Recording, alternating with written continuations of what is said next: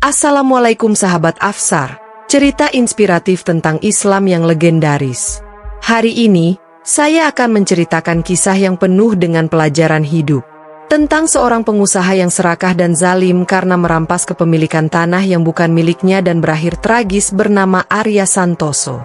Namun sebelumnya saya sarankan untuk menuliskan sholawat untuk Nabi Muhammad, agar kelak mendapatkan syafaatnya di akhirat. Like dan subscribe channel ini agar tak ketinggalan cerita inspiratif Islam lainnya.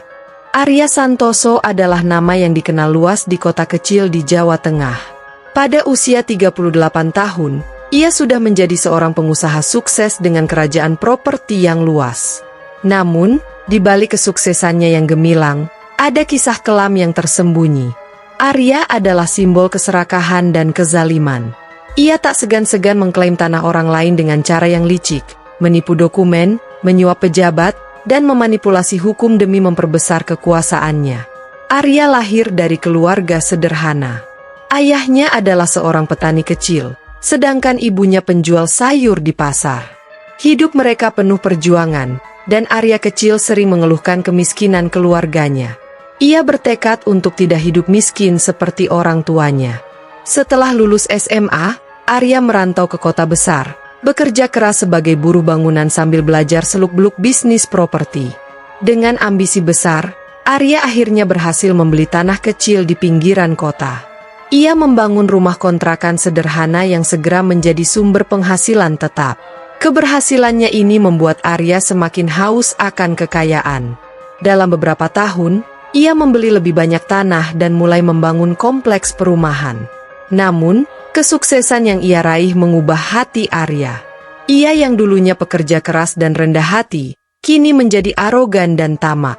Arya mulai menggunakan cara-cara tidak jujur untuk mendapatkan tanah. Ia sering memanipulasi dokumen kepemilikan, bahkan bekerja sama dengan oknum pejabat kelurahan untuk memalsukan sertifikat. Banyak penduduk desa kehilangan tanah warisan mereka karena ulah Arya.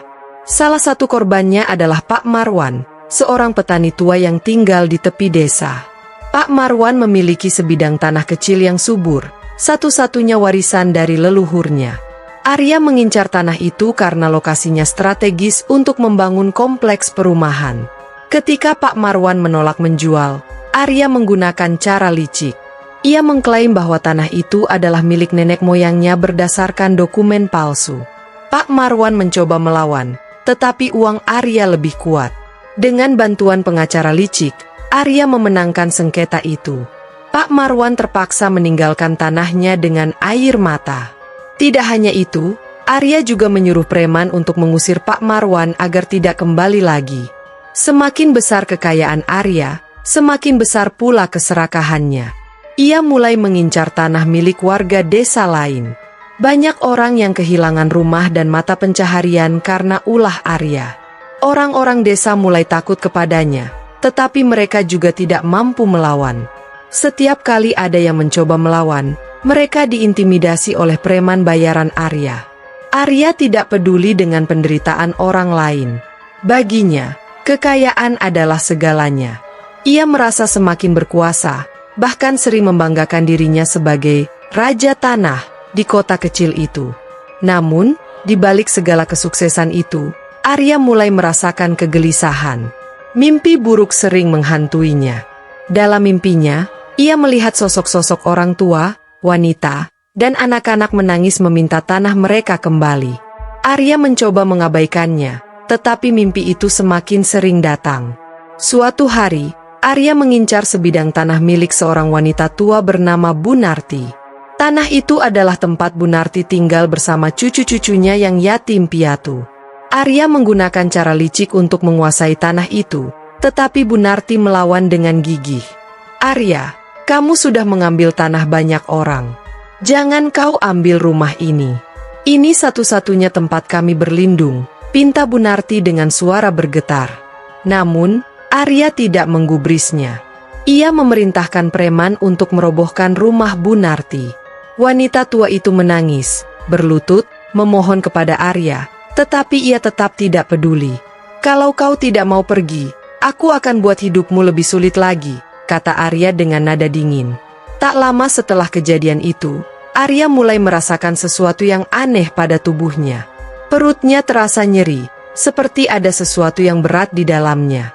Awalnya, ia mengira itu hanya gangguan pencernaan biasa. Namun, rasa sakit itu semakin parah dari hari ke hari. Perut Arya mulai membesar dengan cepat, seperti balon yang terus menggembung. Dalam waktu singkat, perutnya menjadi sangat besar, hingga ia kesulitan bergerak. Arya merasa malu dan tidak mau menemui dokter, karena ia takut penyakitnya diketahui orang lain. Namun, rasa sakit itu semakin tak tertahankan. Arya akhirnya pergi ke rumah sakit. Dokter tidak menemukan penyebab pasti penyakitnya. Semua hasil pemeriksaan menunjukkan kondisi normal, tetapi perut Arya terus membesar. Dokter hanya bisa memberikan obat penghilang rasa sakit, yang tidak banyak membantu. Dalam penderitaannya, Arya mulai merenungi semua perbuatannya. Ia teringat wajah-wajah orang yang telah ia sakiti, seperti Pak Marwan, Bu Narti, dan banyak lagi.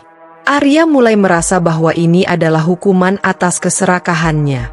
Semakin hari, kondisi Arya semakin memburuk. Perutnya yang terus membesar membuatnya tidak bisa makan atau tidur dengan nyaman. Ia hanya bisa terbaring di tempat tidur, ditemani oleh rasa sakit yang tak kunjung reda. Arya mulai merasakan ajalnya mendekat.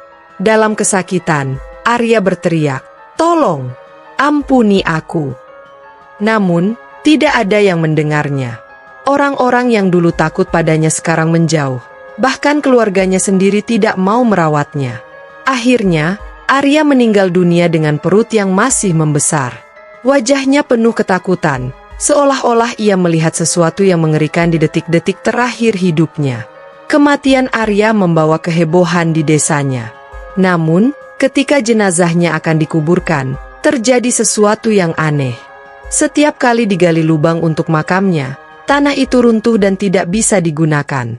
Penduduk desa mencoba berkali-kali, tetapi selalu gagal. Orang-orang mulai berbisik bahwa ini adalah tanda bahwa Arya ditolak oleh bumi. Akhirnya, jenazahnya hanya dibungkus dan ditinggalkan di pinggir hutan. Setelah kematian Arya, banyak orang yang merasa lega, tetapi mereka juga merenungkan nasib tragisnya.